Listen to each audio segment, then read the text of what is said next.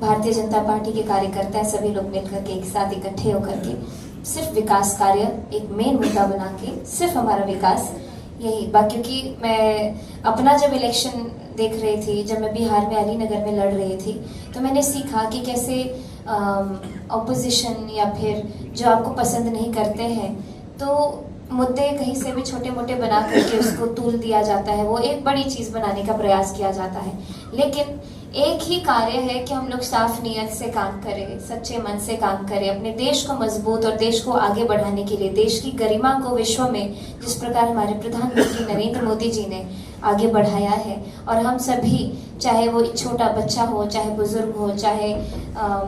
एक पुरुष हो, स्त्री हो, सभी लोग, जितने भी अलग अलग जगह के लोग हैं, अलग अलग भाषा के लोग हैं, अलग अलग कल्चर के, अलग अलग प्रांत के लोग हैं, सभी लोग एक आइडल के रूप में हमारे प्रधानमंत्री जी को देखते हैं। और बस उन्हीं के विकसित भारत के सपने को साकार करने के लिए, उनके हाथों को मजबूत करने के लिए हम सभी युवा भी अब उनके साथ हैं। और जिस तरीके से उन्होंने पिछले साल लाल किले से आह्वान किया था कि भारत के 1 लाख युवाओं को वो राजनीति से जोड़ेंगे जिनका कोई पॉलिटिकल बैकग्राउंड न रहा हो, तो इसी क्रम में जब उन्होंने मुझे जगह दी, मुझे जोड़ के लाए, और इस बार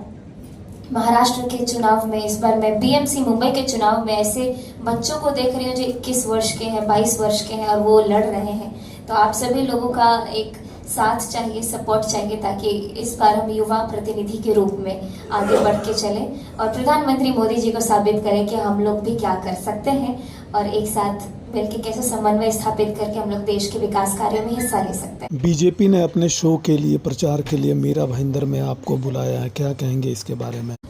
बात यह है कि मैंने सीखा है 2 महीने में, एक ऐसी चीज़ ऐसी सीखी है कि जब आप आमने सामने चुनाव के मैदान में खड़े होते हैं तो आप किसी के व्यक्तिगत दुश्मन नहीं होते हैं, व्यक्तिगत परहेज नहीं होती आपको किसी से। बात ही कि विचारधाराओं की लड़ाई होती है और विचारधारा को लेकर के लोग आगे बढ़ते हैं। तो यहाँ पे वो समन्वय स्थापित नहीं हो पाया, चाहे कोई भी कारण रहा हो। तो मेरा दायित्व है कि मैं भारतीय जनता पार्टी के प्रति एक समर्पित कार्यकर्ता के रूप में अपने कर्तव्यों का निर्वहन करूं, पार्टी जो आदेश देगी उस आदेश का पालन करूं।